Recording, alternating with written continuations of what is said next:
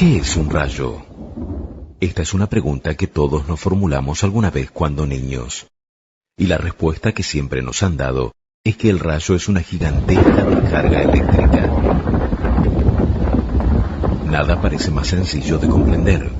Sin embargo, no siempre fue así. Por miles y miles de años, los seres humanos no supieron explicar este fenómeno tan impresionante como común. Nadie, ni una sola persona a lo largo y ancho del planeta, sabía qué cosa era la electricidad. Por mucho tiempo, la mejor hipótesis fue que se trataba de una especie de arma con la que los dioses combatían para resolver sus rencillas en el cielo. Pero la electricidad no es un invento ni de los hombres ni de los dioses. Es una fuerza elemental de la naturaleza que existe desde el principio del cosmos. Comprenderla y dominarla fue una tarea de mucho tiempo y no pocos riesgos.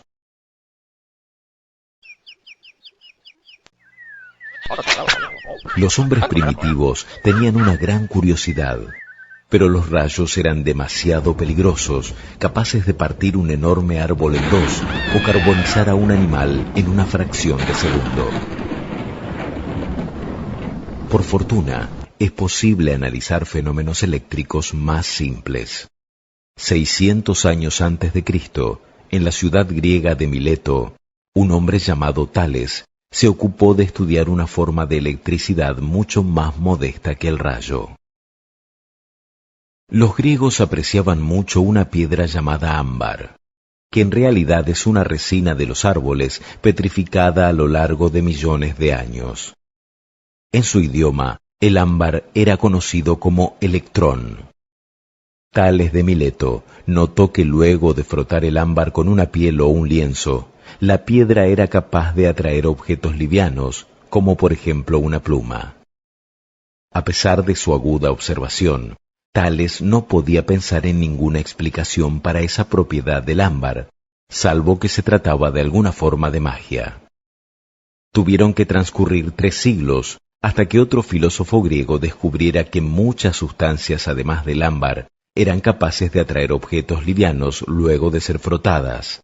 Se llamaba Teofrasto y escribió el primer tratado sobre electricidad, aunque sin darle ese nombre todavía, para explicar que esa curiosa propiedad se debía a una especie de alma o un espíritu que estaba escondido en ellas. Siguieron pasando los años, las décadas, las centurias, sin que nada pudiera aclarar el misterio. Entretanto, otros fenómenos llamaban la atención de los investigadores, como por ejemplo el magnetismo. Los imanes atraen a otros cuerpos metálicos. ¿Sería esta atracción similar a la del ámbar y la pluma? Hacia fines del siglo XVI, el inglés William Gilbert, en recuerdo del nombre griego del ámbar, electrón, llama por primera vez electricidad a esta fuerza y abre las puertas a un sinfín de descubrimientos. Muy pronto, inspirado en los estudios de Gilbert, el alemán Otto von Guericke inventa una máquina para generar electricidad estática frotando una esfera de azufre. Al disponer por fin de una fuente confiable de electricidad, los científicos comenzaron a estudiarla con mayor empeño, ávidos por descubrir sus secretos. Una de las cosas que más los preocupaba era cómo atrapar la electricidad. ¿Sería posible guardarla en algún tipo de recipiente?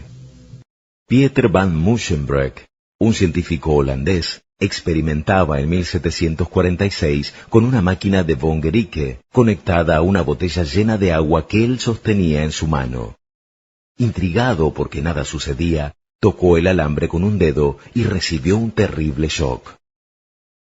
Tras mucho razonar, comprendió que podía sustituir su mano por una lámina de metal, y así descubrió finalmente cómo almacenar la electricidad para descargarla luego a voluntad. Este artefacto fue llamado la botella de Leyden, en recuerdo de la ciudad holandesa donde vivía y trabajaba su inventor. Con la botella de Leyden y el generador de von Guericke, los científicos comenzaron a construir generadores cada vez más potentes, capaces de producir chispas de considerable longitud. A estas alturas, ya todos sospechaban que los rayos producidos en el laboratorio y los que se veían durante las tormentas eran la misma cosa. Pero, ¿cómo confirmarlo? Apenas 6 años después de la experiencia de Van Muchenbreck, el periodista, político y filósofo Benjamin Franklin realiza en América un histórico experimento. Remonta un barrilete en medio de una tormenta hasta que un rayo se descarga cerca de él. La energía viaja por el hilo, pasa a través de una llave de hierro y de allí a una botella de Leyden. De este modo, Franklin consigue demostrar científicamente que los rayos son un fenómeno eléctrico. Corría el año 1752 y los niños de todo el mundo por fin tuvieron su respuesta.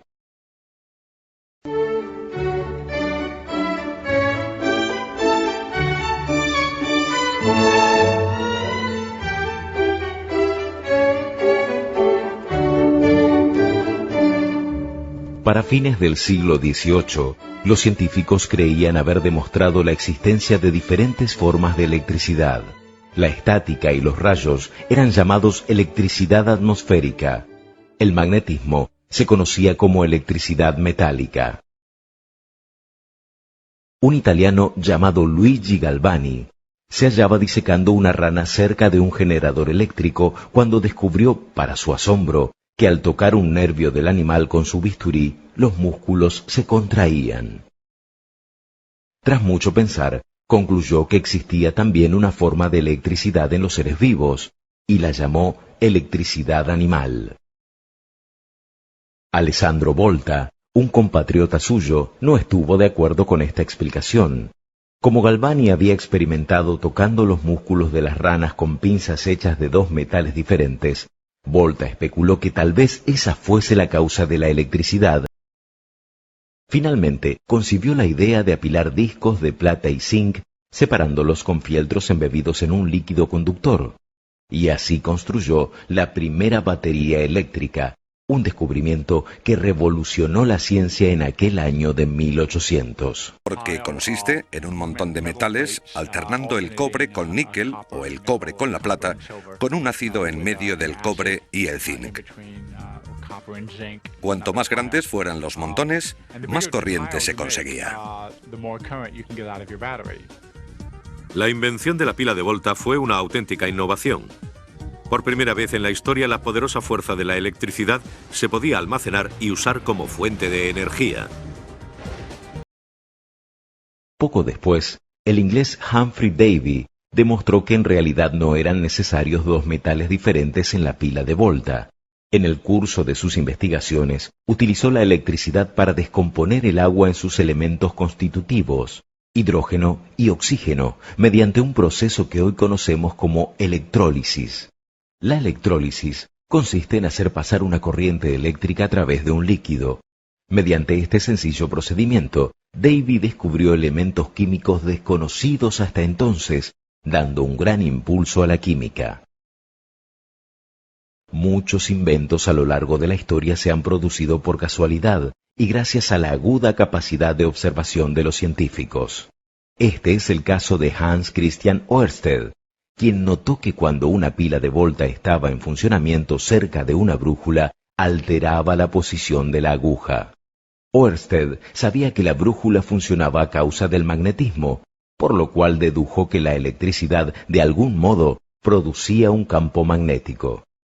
De este modo, nació una rama completamente nueva de la ciencia, el electromagnetismo, y fue posible construir el primer artefacto para medir la intensidad del flujo eléctrico, que en homenaje a Galvani fue llamado galvanómetro. De inmediato, André-Marie Ampère estableció que 2 cables paralelos se atraían si conducían electricidad en la misma dirección y se repelían si conducían en direcciones opuestas. Estas 2 leyes fundaron la electrodinámica.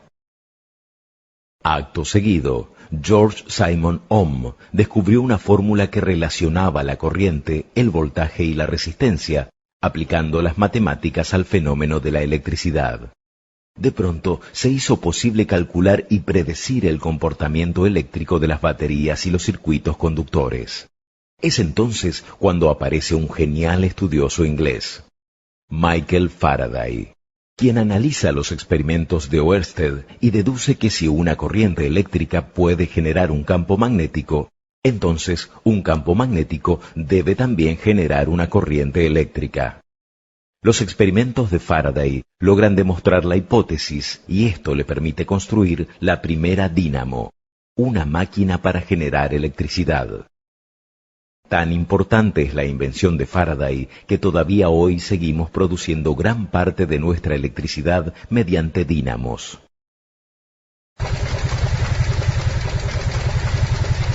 Una curiosa anécdota relata que en cierta oportunidad Faraday estaba haciendo una demostración de su dínamo cuando un espectador le dijo: «Muy interesante, pero ¿para qué sirve la electricidad?». La respuesta de Faraday no se hizo esperar. «Y dígame usted, ¿para qué sirve un niño recién nacido?». En efecto, a pesar de una larga historia de investigación que había comenzado con Tales de Mileto 600 años antes de nuestra era, a mediados del siglo XIX, la electricidad era todavía un niño recién nacido, plena de potencial, pero incapaz de producir nada concreto. No obstante, no tardaron en aparecer los primeros usos prácticos para la electricidad. William Sturgeon inventa el electroimán en 1825. En 1830, Joseph Henry demuestra que es posible enviar una corriente eléctrica por un cable de 1,5 kilómetros de longitud para activar un electroimán que a su vez hace sonar una campanilla. En 1838, Samuel Morse toma la idea e inventa un mecanismo para enviar señales codificadas a través de un cable. Consigue fondos para su proyecto y 5 años después se tiende la primera línea telegráfica entre Washington y Baltimore. En 1861 ya existía una conexión telegráfica de costa a costa en los Estados Unidos. 8 años después, el telégrafo unía Europa con América.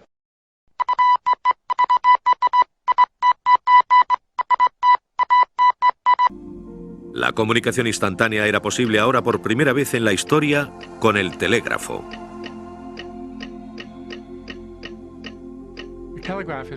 El telégrafo estaba basado en la pila y en el electromagnetismo, ambos inventos del siglo XIX. Lo necesario para hacer un telégrafo era tirar un cable a una distancia cualquiera, tener un imán ajustado a uno de los extremos y un interruptor de encendido-apagado en el otro. Eso permitía enviar mensajes. Cuando aplicaron un código de rayas y puntos, pudieron representar números y letras del alfabeto. Se podía enviar un mensaje a la distancia que se quisiera mientras hubiera cables. Usando su sistema de códigos de puntos y rayas, el inventor americano Samuel Morse fue el primero en enviar un mensaje por telégrafo en 1844.